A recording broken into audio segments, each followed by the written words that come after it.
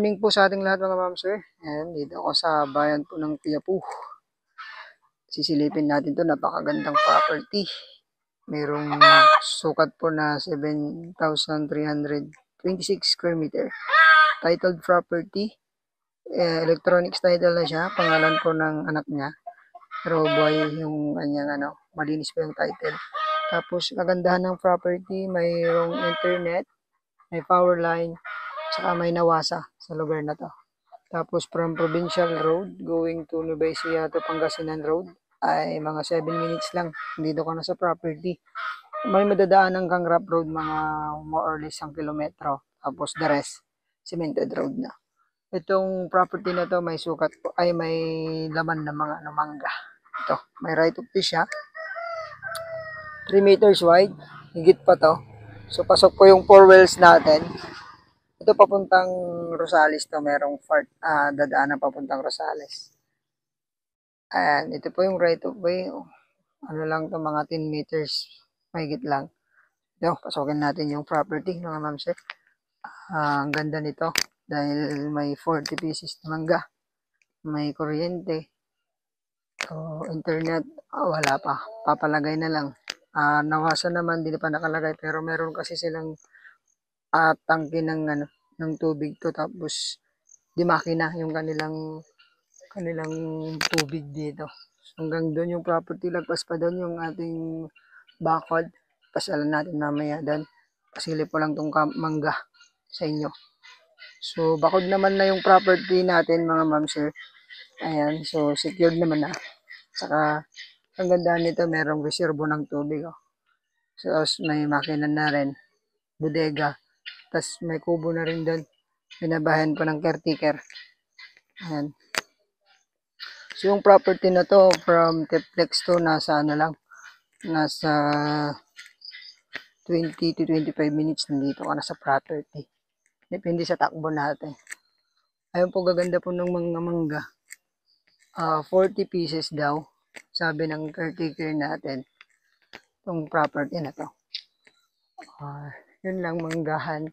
Gandang gawing ding to, talagang bakasyonan o resort, pwede din. So, malinis-linis po itong property.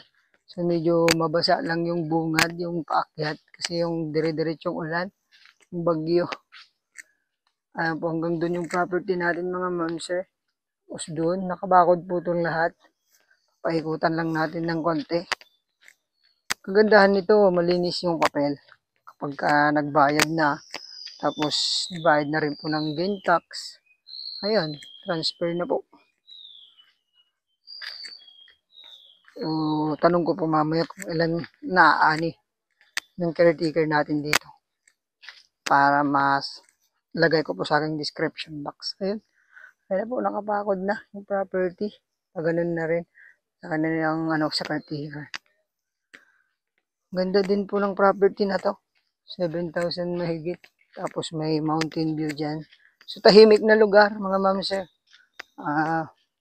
May mga nakaano na rin na patubig dito. Mga faucet nila. So maganda pa po itong lagyan ng kalamansi dyan sa side. Kalamansi o gulay. Gulay. Mga tanim natin gulay pwede. I-improve pa to. Maganda na. So kailangan pwede pa siyang pagandahin. Yung mga faucet nila. Hanggang doon may faucet pa doon eh. Ayan o.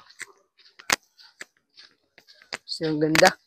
Sa mga naghahanap po nito, pasilip po lang sa may bandang kubo nila. Para makita ninyo. Ma'am sir. May bodega. So maganda rin doon na rin yung bahay. Pero mainit. Maganda rin dito. Sa may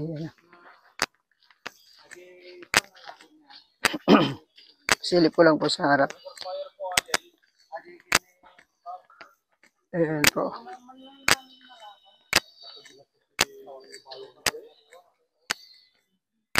May kalamansi din pala to.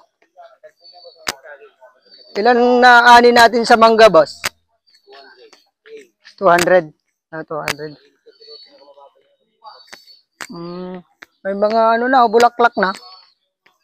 May kalamansi din. So, pwedeng dumagdag ng mga kalamansi. Boss, ilang kalamansi to? 30. Ayan, gandang gawin. Ano to talaga farm. Ayan po. Hanggang dyan na po yung property. Tanaw na tanaw po yung yung kalsada. Tapos yan, bundok. Ayan. Pwede po to.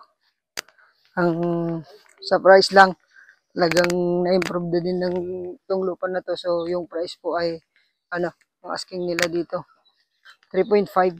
Sagot nilang capital gain tax, saka agent nila. So, pwede natin silang kausapin. Negotiate natin to agad kung magustuhan nyo. Dahil anytime, pwede silang matawagan. So, ayun. Maraming salamat po. Sana po magustuhan nyo itong property na to. Tawagan nyo po ako sa aking number po at sa aking Facebook account.